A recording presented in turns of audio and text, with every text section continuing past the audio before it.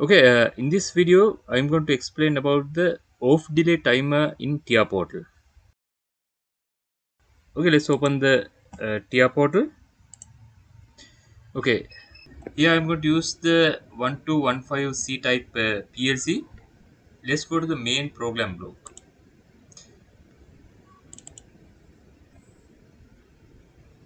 Okay, off delay timer instruction is listed under timer operations. Here you can see the off delay timer.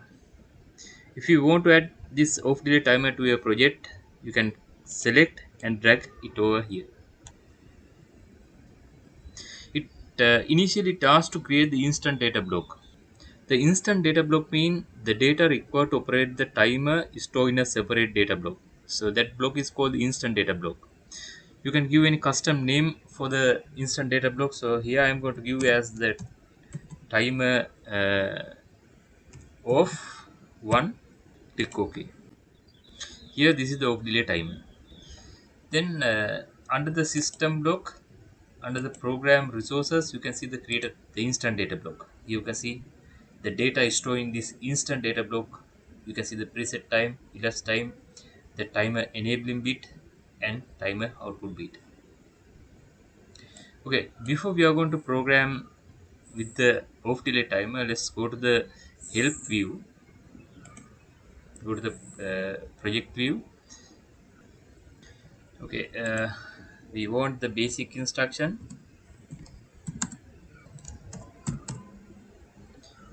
Basic instructions S7-1200 ladder logic instructions, the timer operations. Here the off delay timer. Okay, here you can see the description of the off delay timer in a help view. Okay, this is the important one. How the off delay timer is operate, everything explained in this timing diagram. Okay, let's understand its operation using this timing diagram. You can see the four ports in here in a timer of delay timer. Here this is in means timer start bit, that means the timer enabling bit. When the power flow reaches in, timer start is counting, timer counting. Then the preset time, that the preset time means the timer the delayed time that we are given to the timer stored in shown in here, preset time. And also the timer output is given through the queue, you can see.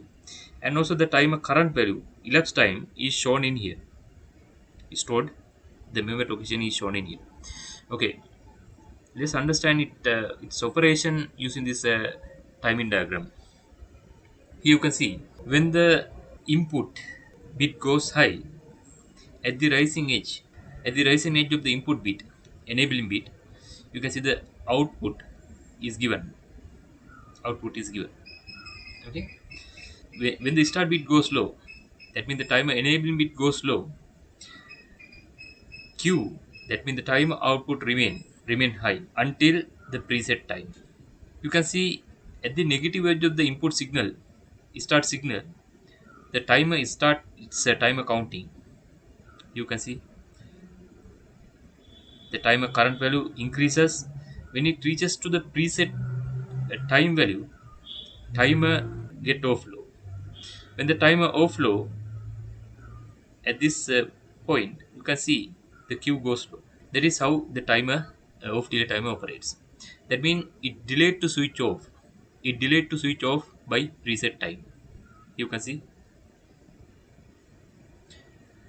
here. You can see another input signal. You can see input signal is goes high. When the start signal goes high, the queue gives output. At the same time, you can see start bit goes high. You can see the timer current value goes to 0. When the timer start bit goes low, the timer current value increases from the 0.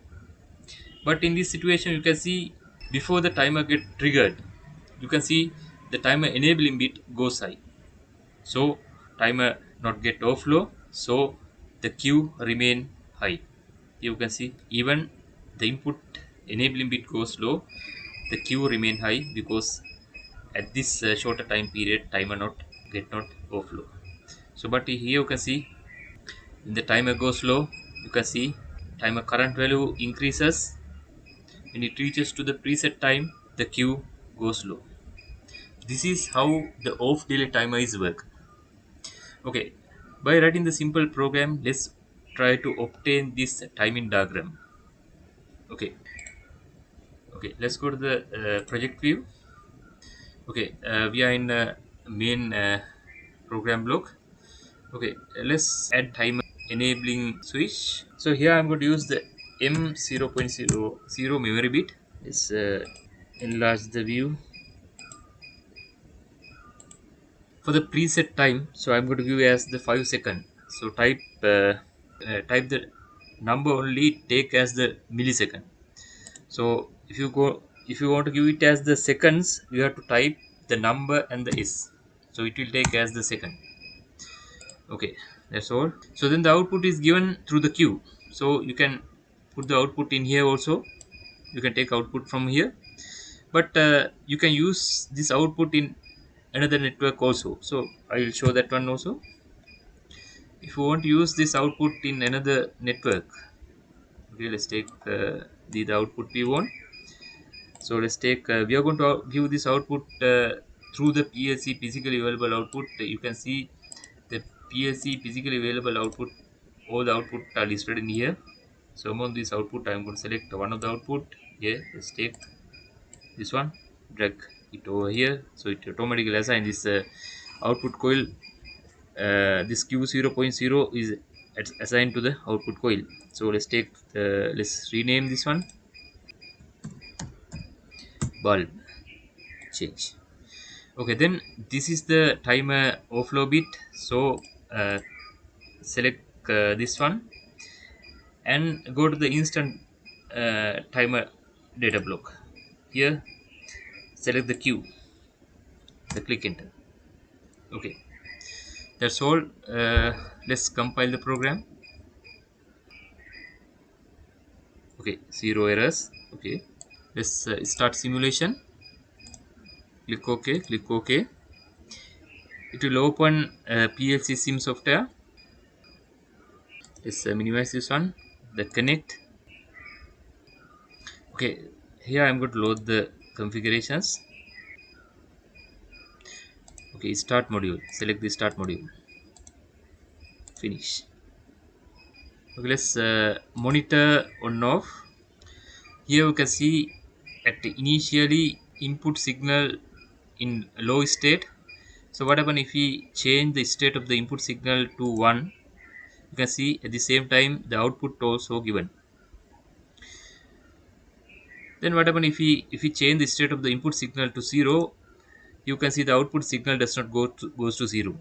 It remain for 5 seconds. So let me show it again. So modify to 1. So at the same time it goes high, but if it goes 0, it remain until 5 seconds. You can see now it goes to 0. Okay, let's obtain the timing diagram for this function. Okay, you can obtain this timing diagram by using this trace command here. So click add new trace. Okay, this is the configuration window for the trace command. The first of all, you select the signal that you want to trace. Okay, signals that you want to trace.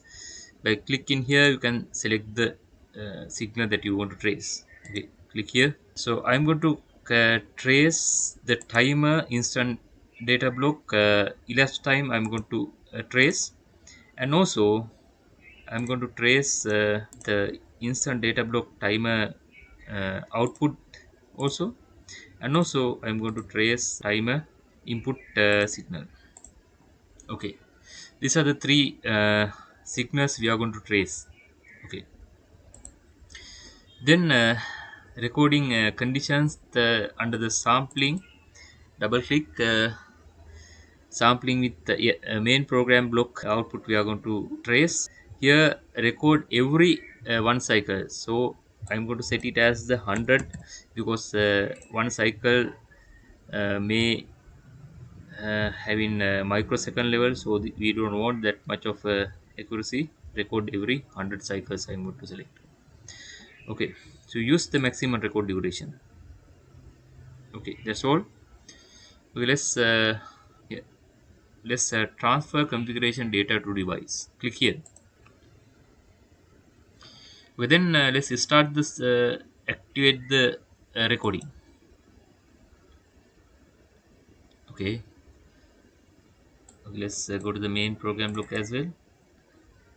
Okay, let's split the window so then we can see both the windows. Okay, initially you can see, yeah, you can see this output is given by the three different colors. You can see timer any current value is given by this color, then the timer output is given by this color, then also the timer input signal is given by this color. Okay, then let's see what happen when the input signal goes high. You can see uh,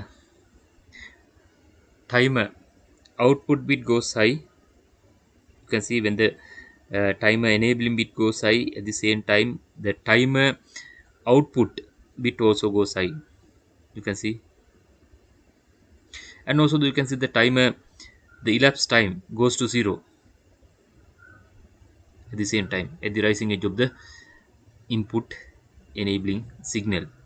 So then what happen if we modify the input signal to 0? When the input signal goes to 0, you can see the timer start its counting. It but output does not go to 0 until the timer current value reaches to the preset time. It remain it retain its output until timer reaches its preset time. You can see, let me show it again. So modify to 1. You can see when at the rising edge of the input enabling signal, the Q output also goes to high. Here goes to high. At the same time you can see the timer current value, that means the elapsed time, goes to 0. The timer ready to counting its time by putting its current value to 0. Okay, what happen if input signal is changes for shorter time period less than the preset time? Let's take what happen, modify to 0 and modify to 1. Here we can see how it operates. Time output bit does not goes to 0. In this situation you can see the timer not get overflow, so the timer output bit remain same, but you can see the timer enabling bit goes to 0 and comes again to 1. I think you all got a clear idea how to use the off delay timer in your PLC programming. Okay, thank you. See you on next video.